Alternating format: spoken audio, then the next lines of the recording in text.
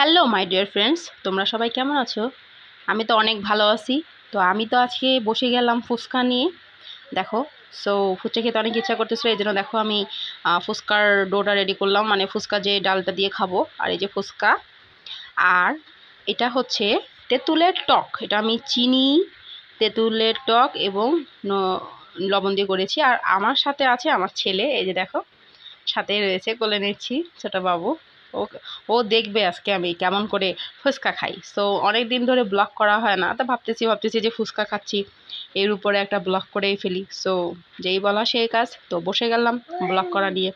এ দেখো আমাকে কোম্পানি দিচ্ছে আমার ছেলে। এ দেখো আমি ফুচকা নিয়ে নিয়েছি। এবার একটা চামচ নিলাম, চামচটা নিয়ে এবার আমি ফুচকাটাকে ফাটাবো। ফুচকাগুলো বেশ শক্ত, বুঝলাম না কারণটা কি। এই ফেটে গেল, সমস্যা নেই। ওর মধ্যে একটু ডাল নিয়ে নিলাম। এই যে ডালটা ঢুকছে, আচ্ছা যাই হোক, ঢুকছে ডালটা। সো ডালটা নিয়েছি। এখন এর মধ্যে এটা মজা হয়েছে, নিজের টক নিয়ে নিচ্ছি। দেখো এবার আমি টক নিব। এবার boom boom boom boom boom boom মুখে তুললাম। এটা অনেক মজার। আমার ছোট হাত মোছার তোয়ালেটা একটু খুঁজতেছিলাম, সো পেয়ে গিয়েছি। এটা অনেক মজা হয়েছে।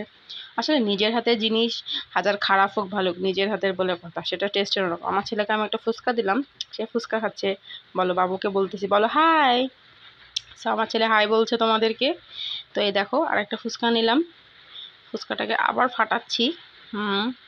ও চামচ উল্টা করে মানে চামচের উল্টা সাইড দিয়ে ফাটাচ্ছি, কারণ ফুচকাটা মনে হয় একটু শক্ত।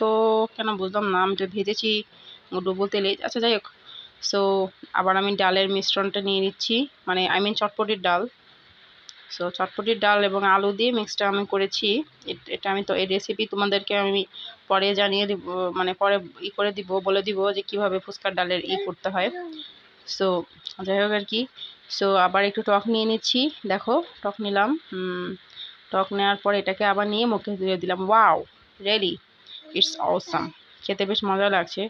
সো যে গরম পড়েছে বন্ধুরা, এই জন্য খুব কষ্ট হচ্ছে ব্লগ করতে, তাও করতেছি। আবার আমি ফুচকাটাকে ফাটাচ্ছি, ডুক ডুক ডুক ডুক। ফুচকাটা তো সাথে মনে হচ্ছে শক্ত হয়ে গেল, কেন বুঝলাম না। আচ্ছা বাদ দাও। তো আবার ডালের মিশ্রণটা দেখো এই যে নিচ্ছি।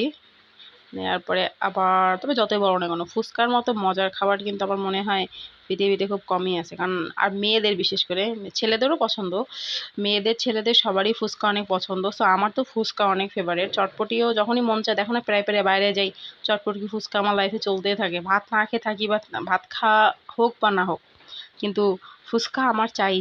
সেই যে আমি আবার আরেকটা ফুচকা নিলাম, সেটাকে আবার ফাটাচ্ছি। দেখো এই যে সেটাকে আবার ভালো করে ফাটাচ্ছি। ফাটিয়ে এর মধ্যে এখন আমি আবার ডালের মিশ্রণটা নিয়ে নিব। এই যে দেখো আমি আবার এটার ভিতরে ডালের মিশ্রণটা নিয়ে নিচ্ছি। এই তো বুঝলাম না, আমার এই ফুচকাগুলো এত শক্ত হলো কেন? সাধারণত আমি ডুবো তেলে ফুচকা ভাজি এবং ফুচকাগুলো খুবই হয়, বুঝলাম না। আচ্ছা মনে হয় ফুচকার কোয়ালিটি মনে হয় ভালো না। আসলে এক এক ফুচকা এক এক রকম। তো যাই হোক, আবার টক নিয়ে নিলাম। সো আবার খাওয়া শুরু। আচ্ছা এখন রাত কয়টা বাজে জানো বন্ধুরা? এখন রাত 12টা বাজে। আমি ডিনার কমপ্লিট করেছি। তো আমার ডিনার কমপ্লিট করার পরও আমার এত ক্ষুধা লেগেছে, so I can control my self, মনে হচ্ছে যে ফুচকাই খাই। এই জন্য রাত 12টার সময় উঠে ডাল পুরি তৈরি করে নিলাম, ফুচকাগুলো ভাজলাম এবং টক ছিল সেটাকে বানিয়ে ফেললাম। অনেকদিন ধরে প্ল্যানিং করতেছিলাম যে ফুচকা খাবো খাবো। সেই দেখো আবার ফুচকা নিচ্ছি। ফুচকা নিয়ে আবার এটাকে ফাটাচ্ছি। আমাকে কোম্পানি দেওয়ার জন্য আমার ছেলে অল টাইম আমার কাছে থাকে। এই দেখো আবার আমি ডালটাকে নিয়ে নিলাম। আমার ছেলেকে আমি একটা ফুচকা দিলাম। আমার ছেলে আবার শুধু ফুচকা খাইতে খুব পছন্দ করে, ও তো আর ডাল দিয়ে খাওয়া বোঝে না। তো ওকে আমি শুধু ফুচকাই দিই, ছোট মানুষ। আমার বাবুর কেবল 17 মাস বয়স, 1.5 বছর এখনো হয়নি।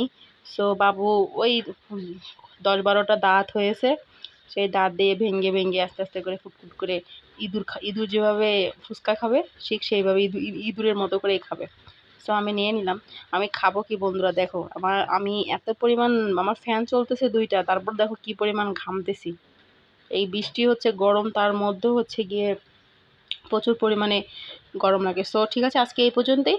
আর না, নেক্সট ভিডিওতে তোমাদের সাথে আবার দেখা হবে, আবার কথাও হবে নতুন একটা ব্লগ নিয়ে আবার চলে আসবো। সো এই আর কি, সবাই ভালো থেকো, ভালো থেকো, আল্লাহ হাফেজ। বাবা বলো সবাইকে টাটা। টাটা, সবাই ভালো থেকো, আল্লাহ হাফেজ, শুভকামনা।